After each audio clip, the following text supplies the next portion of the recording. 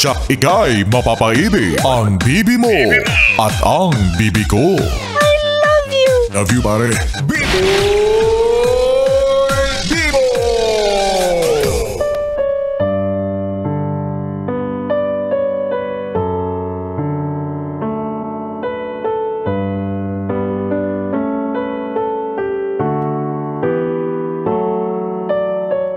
Bibi, alam mo kung sakasakali na mapunta ka sa isang tao na inaasahan mong magkukumit sa'yo, pero kabaliktaran na nangyari. Kaya kang baliwalain, kaya kang di pansinin, kaya kang hindi kausapin.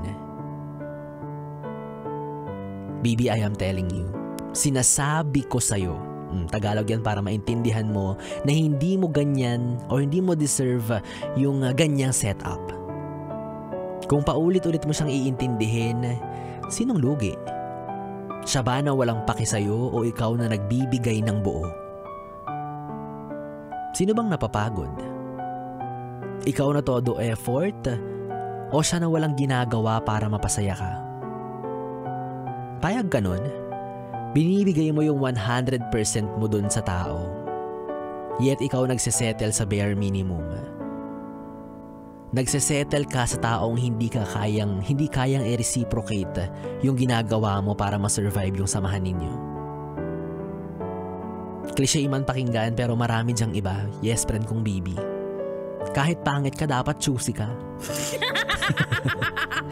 Alam kong madaling sabihin pero mahirap gawin. Pero take my words as a sign na nasa maling tao ka. At may pagkakataon pa para makalaya ka sa ganyang sitwasyon. Diba? Mga marites nga laging updated kahit sa buhay ng iba. Samantalang ikaw, yung taong araw-araw mong kausap, hindi mo man lang alam kung anong ginagawa niya. Online naman siya, nakakapag-interact sa iba, pero bakit pagdating sa'yo parang nganga? Diba? Hindi makapagsabi sa'yo ng, oh, nandito ako sa ganitong lugar. Hindi makapagsabi sa'yo ng, oh, kumain ka na ba? Samantalang todo comment siya, todo share siya sa Facebook account niya. Well, choice mo naman yan. Sabi ko naman sa'yo kay Biboy, Bibo ka na lang eh. Lahat i-update ko sa'yo, ultimo pag-ihi ko.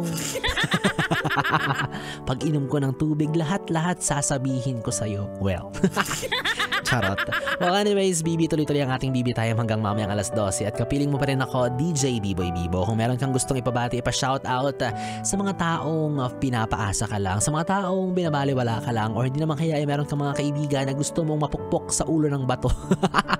Para matauhan na siya ay nasa maling tao, isan mo lang yung kanyang pangalan sa aking Facebook page, DJ Biboy Bibo, DJ B-I-B-O-Y B-I-B-O. Tuloy-tuloy tayo sa ating tugtugan, dito pa rin at dito ka lang sa istasyong number 1 sa kalokohan ng 101.1 Yes FM.